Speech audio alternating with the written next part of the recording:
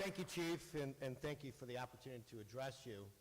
My name is Dennis Reboletti. I'm from Elmhurst, and I've been in the General Assembly for 7 years. And almost from day one when I got into the General Assembly, I dealt with the issue of heroin. When talk about being DuPage County's dirty little secret, people in Elmhurst didn't want to really talk about it. How could there be heroin at York High School? But it was there. Prior to coming to the General Assembly, I was a narcotics prosecutor in Will County, in Joliet. And day after day, I saw young people die. One of the stories that touched me the most was when I was in drug court, and there was a mother of twins.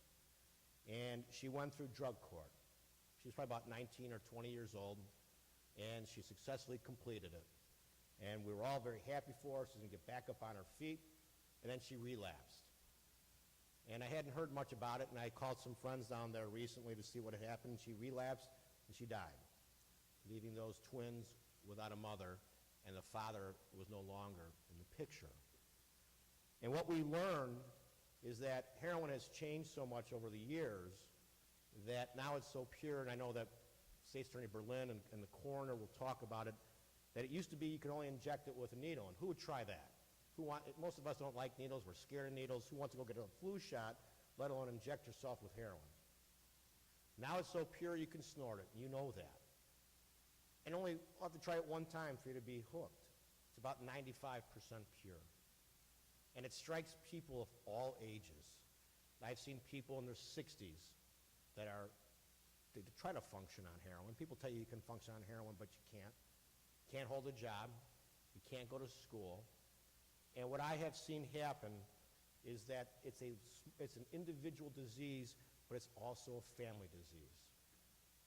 Because the addict usually steals from their friends, they steal from their families, they lie, they cheat, they become much different people than you ever recognized. But it's these forms like this that can actually bring the community together, recognize there's a problem, and begin to make a difference one person at a time. They don't call North Avenue, Route 64, or 290 the heroin highway for nothing.